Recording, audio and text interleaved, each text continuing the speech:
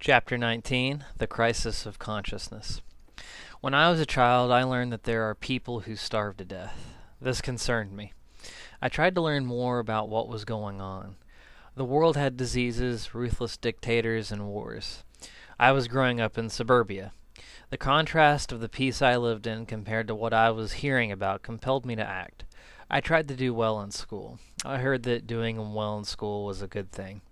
I went to college. I started out in engineering. I dropped out in a year. There were a few reasons for it. It was hard, my heart wasn't into it, and a sudden success with online poker made it easier to sustain a living. I knew that certain problems could be solved through technical solutions. I knew engineering was important. I thought I was going to find some way to make a dent in those problems. I needed to see the world. I joined the military. I visited 15 countries in 4 years. I moved to Las Vegas. I was old enough to play in the casinos at the time. You could only play online if you were 18 years or older. I applied to the University of Las Vegas for their alternative energy program. I almost enrolled in courses. Then I learned the truth. I visited a man named Jacques Fresco in Venus, Florida. He runs the Venus Project. Fresco would say that the Venus Project is an attempt to create peace on Earth forever. Among other things, the Venus Project calls upon changing the way we allocate resources that prioritizes humanity instead of profit. Fresco has plenty of great designs for infrastructure that would help this process along substantially. The Venus Project attracts all kinds of designers, engineers, and people with a desire to help out. I had a conversation with an engineer while I was visiting Venus. For the sake of anonymity, let's call the engineer that I had a conversation with Bob. Bob told me that he had designed a monopole magnet motor. Remember the magnets you saw in high school? One end was south and the other end was north. If you took two magnets and tried to push the same pole of each magnet together, they would repel each other. However, if you put the south end of one magnet and the north end of another magnet together, they would attract each other. A monopole magnet is a magnet with only one south or one north end to it. The Earth generates an electromagnetic field. It's like a giant dynamo. Bob reasoned that if he could use a magnet with a single pole, he could get it to physically react to the Earth's magnetic field. According to Bob, he was successful in doing so. But Bob had a problem. His motor was too efficient. Even if Bob found a willing financial backer, a business that would rely on a monopole motor for sales would not be sustainable. Why would efficiency be an enemy? The answer is the law of supply and demand. Everyone knows we need air. We die in minutes without it.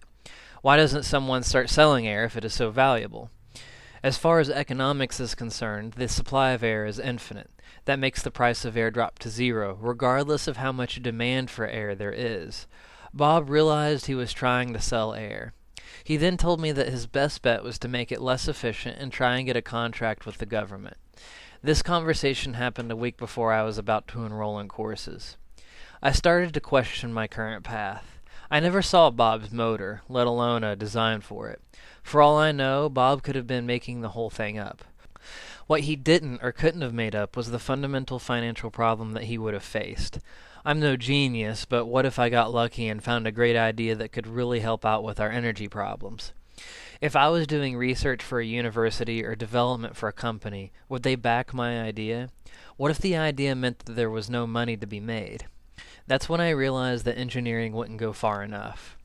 I went to school for finance. I thought that if I could find a way to back a project on my own, then engineering solutions could really shine. I started to learn more. I learned how companies would apply a technique called planned obsolescence. Planned obsolescence is the act of making your product obsolete within a certain time frame to encourage your customers to buy more of your product. As an automaker, what incentive would you have to design a vehicle that would last forever? You want to sell cars, and this would not align with your interests. Apple is well known for generating newer versions of the iPhone. Apple's strategy takes planned obsolescence to a whole new level. They use a marketing campaign to convince their customers that they need to buy the newest version of the iPhone, even if the customer just bought the preceding version a few months ago.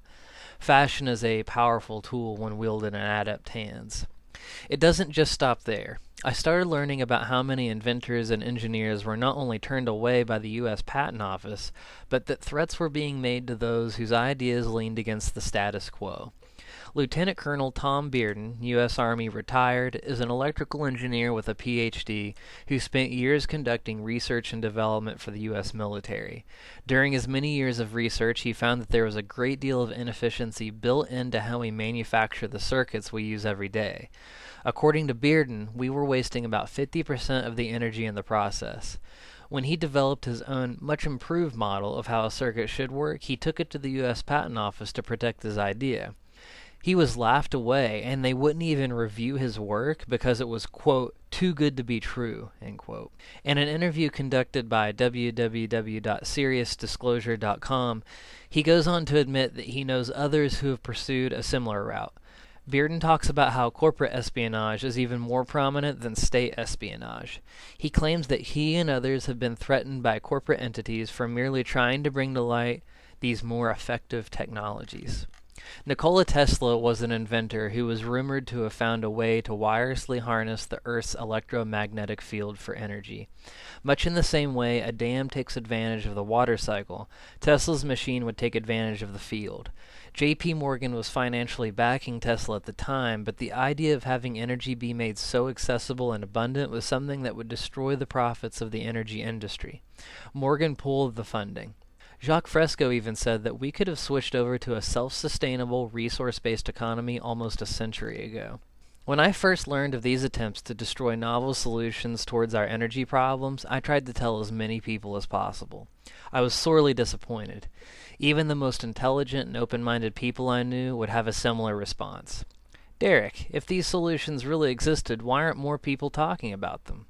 So I would show them the treasure troves of evidence from all of the credible sources that I could find. They would reply, Derek, clearly they are making it all up. These people are crazy. You are crazy. They had created a prison for their mind. They thought that if the idea were true, then it would already exist in their life, and yet if there was evidence that the idea was true, the evidence would be dismissed. There was no scenario where they accepted the information. I came to a realization. It was a realization that my 7-year-old self could not have possibly understood at the time when I first learned about the problems of the world. We do not have a crisis of limited resources. We do not have a crisis of a lack of money. We do not have a crisis of limited technology. You could throw all of the resources, money, and technology into our world and people are still going to be having a hard time. As Jiddu Krishnamurti put it, we have a crisis of consciousness. We are the problem. By the time I realized this, my degree in finance was almost finished. I started taking courses in psychology. I understood that the human mind was hiding the secrets to our freedom. With freedom comes power, and power is a curious thing.